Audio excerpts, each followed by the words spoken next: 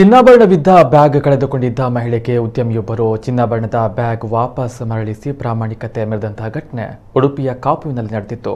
ಉದ್ಯಮಿಯ ಈ ನಡೆಗೆ ಭಾರಿ ಪ್ರಶಂಸೆ ವ್ಯಕ್ತವಾಗಿದೆ.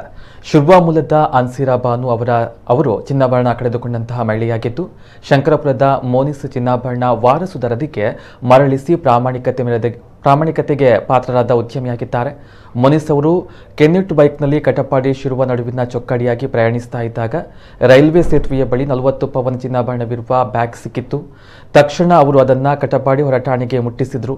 ಇದೇ ವೇಳೆ ಚಿನ್ನಾಭರಣವಿದ್ದ ಬ್ಯಾಗ್ ಕಳೆದುಕೊಂಡಿದ್ದ ಅನ್ಸಿರಾ ಬಾನು ಮರಳಿ ಕಟಪಾಡಿಗೆ ಬಂದು ರಿಕ್ಷಾ ನಿಲ್ದಾಣದಲ್ಲಿ ವಿಚಾರಿಸ್ತಾ ಇದ್ರು. ಅವರು ಮತ್ತು ಪೊಲೀಸರಿಗೆ ಚಿನ್ನದ ಬ್ಯಾಗ್ ಸಿಕ್ಕಿರುವ ಘಟನೆ ಕೂಡ ಒಂದೇ ಸಮಯದಲ್ಲಿ ನಡೆದ ಕಾರಣ ಪೊಲೀಸರು ಮಹಿಳೆಯನ್ನ ಠಾಣೆಗೆ ಕರೆಯಿಸಿ ಬ್ಯಾಗ್ ಬಗ್ಗೆ ಮಾಹಿತಿಯನ್ನ ಪಡೆದರು. ಮಹಿಳೆ ನೀಡಿದ ಮಾಹಿತಿ ಮತ್ತು ಬ್ಯಾಗ್ನಲ್ಲಿದ್ದಂತಹ ವಸ್ತುಗಳು ಪರಸ್ಪರ ತಾಳೆಯಾಗಿದ್ದರಿಂದ ಪೊಲೀಸರು ಚಿನ್ನಾಭರಣವನ್ನು ಮೋನಿಸ್ ಅವರ ಉಪಸ್ಥಿತಿಯಲ್ಲಿ ಮಹಿಳೆಯ ಸಂಬಂಧಿಕರಿಗೆ ಹಸ್ತಾಂತರಿಸಿದರು.